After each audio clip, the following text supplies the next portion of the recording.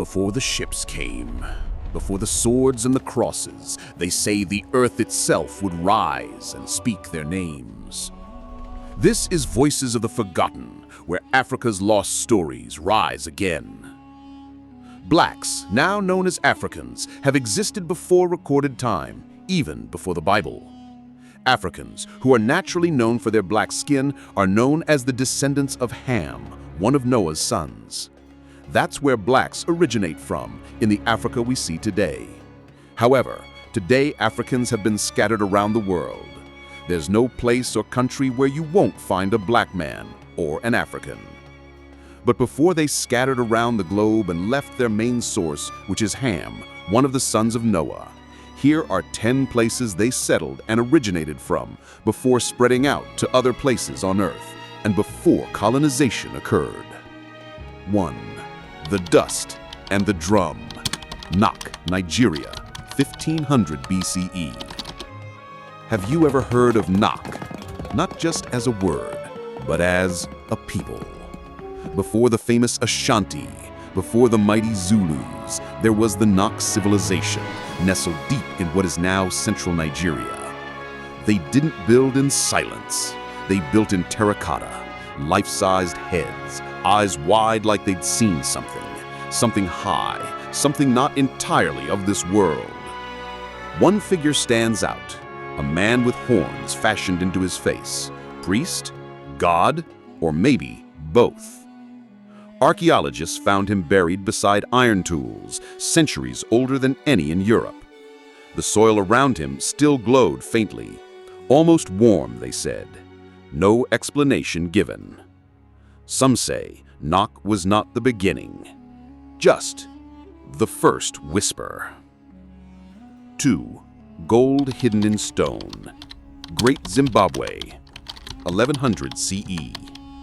Far south, winds circle the ruins of Great Zimbabwe, a kingdom once mistaken for being built by foreigners because its architecture was too perfect, its cathedrals of granite too precise. The Europeans couldn't comprehend. How could black men, savages in their books, craft towers and walls without mortar? The truth? Great Zimbabwe was a trading empire. Historians shyly admit now, it was the commercial capital of a gold trade that stretched from Africa to China, from Kilwa to Persia. Its walls are still standing over 900 years later. A stone city. Some whisper that every stone was placed according to astral patterns, that birds flew in patterns above the towers, that the king talked to them. 3. The city beneath the sand, the Sahara, long before Rome. The edges of the Sahara were once green. Beneath the sand are ghost towns submerged by time. Not one, not 10, thousands. They don't teach you that the Sahara wasn't always dry. It was home to rivers, lakes, civilizations, people whose writings were lost, whose faiths never crossed the ocean.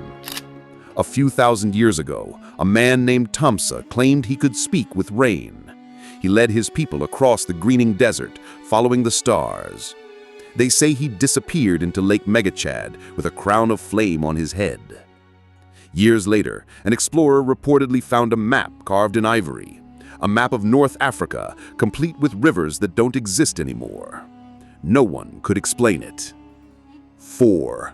The Forgotten King of Gold, Mali, 1324 AD. You know Mansa Musa, right? Richest man in history?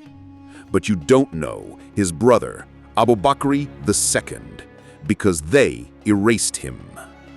He led 2,000 ships across the Atlantic, years before Columbus. Historians still scrambled to dismiss it. Impossible, they say. Yet records remain. In Egypt, the scribes documented a mysterious king who stepped down from his throne in search of the other edge of the world.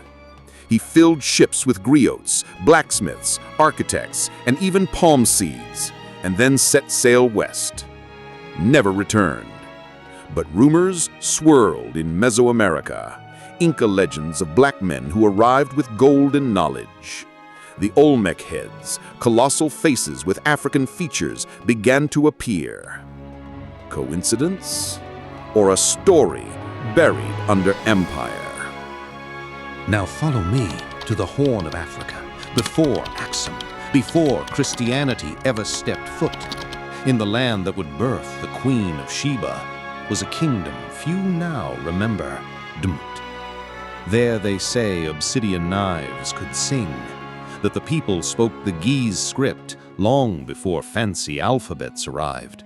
The temples stood on the shoulders of lava plains. Some believed the gods were born in volcanoes here. Some say they still live there. Rumors of a portal, a crack in the mountain where priests disappeared for weeks and returned with glowing eyes. When Christianity later formed in Axum, they reused some of these temples, but the older ones, too sacred, too dangerous to repurpose, and always watched. In the heart of West Africa, the Oyo Empire rose with thunder and dust. Their cavalry were feared.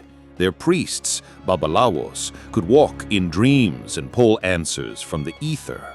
But one secret never left Oyo: the stone of Orignan, hidden beneath the city's ancient grounds, said to be a fragment of the sky altar.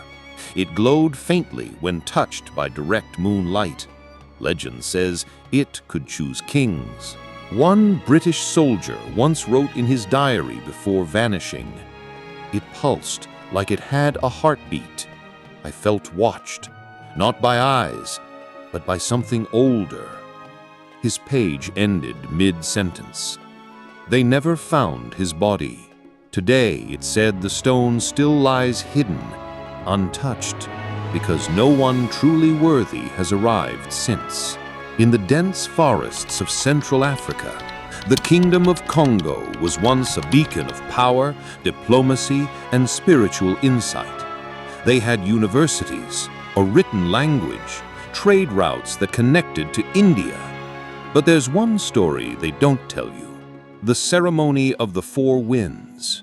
Once every generation, the Kongo king would fast for 21 days, drink the waters of unity brewed in sacred calabashes, and pass through the Gate of Nzila, a ritual tunnel adorned with ancestral stones. There he was said to meet his predecessors, spirit to spirit, for guidance, for warning. It was during one of these ceremonies that the king returned, contaminated. His skin was ice cold. His eyes no longer blinked. He whispered, "They're coming across the waters, not in peace." 2 years later, the first European envoys arrived. The prophecy was ignored, and so began the unraveling. The ashes of Nubia, Kush, known as Ham, first son from Noah's lineage, located south of Egypt where the Nile grows turbulent, lies Nubia, the kingdom of Kush, now known as Sudan. Egypt feared them because they were not imitators. They were the source. The Nubians had black pharaohs, temples that predate most in the north, pyramids, nearly 200 of them, many still buried. One morning, long ago, the temple priests found a tablet sunken in water near Jebel Barkal, inscribed in gold, "We were gods once. Now we teach gods how to kneel." That same day, the grand high priest of Amun disappeared. Some say he walked into the holy fire willingly. Others say he was taken. And it was after this Egypt changed forever. A shift in power, a shift in spirit. Far back, deeper in time than even the Sahara remembers, the San people painted stories on cave walls, not for decoration, but as record. Figures with elongated limbs, circles in the sky, gold halos, animals walking upright. One elder once said, "We did not begin, we descended." Their language, the oldest still spoken on Earth, holds sounds no other tongue can replicate. There are stories of Kagan, the mantis god who could fold time. Visions of beings who walked on water with fire in their mouths. 20,000 years of memory, older than the Bible, older than language itself. 10. The mystery of the black soil. Upper Nile Valley, pre-dynastic Egypt. Before Egypt was Egypt, before hieroglyphs, before Osiris, the Upper Nile cradled the Black Land. Kemet. But Kemet means more than Egypt. It means the black soil. It also means the land of the black people. Remnants of those early people were found buried with cowrie shells, their skin preserved by the Nile's minerals. Black, beautiful, regal. They built with astronomy. Their temples pointed to Sirius, which they called Sopdet, the opener of the year. Every year when Sirius rose, the flood came, and Kemet was reborn. They didn't fear the flood, they invited it. Today, Egypt claims Kemet, but Kemet was once Sudanese, once Nilotic, once black. And all that came later stood on the bones of these forgotten ones. So what is the origin of black people? Not in a garden, not in chains, but in kingdoms, temples, rituals, and stars. They walked with iron before Europe walked with knives. They traded silk before anyone could spell the word Rome. They crossed oceans before compasses, and they spoke with the winds before names like slave and heathen were even invented. Here's the part they never taught you. Black history doesn't begin with slavery. It begins with divinity. From this perspective, if all people are descended from Noah and his sons, Shem, Ham, and Japheth, it could be argued that all humans are indeed brothers and sisters in a broad sense, sharing a common ancestry. Just that the black skin came from Ham, which his brothers are Shem and Japheth. The question now is, why did the children of Shem and Japheth, after thousands of years, try to suppress their own ancestral brothers? Was it because of the different color of skin? Or was the root forgotten after thousands of years? Drop your opinion. The idea of a shared human family can promote unity and understanding among people of different backgrounds. This is Voices of the Forgotten. Comment below, what do you learn from this history? And subscribe, because the next voice we uncover might just be yours.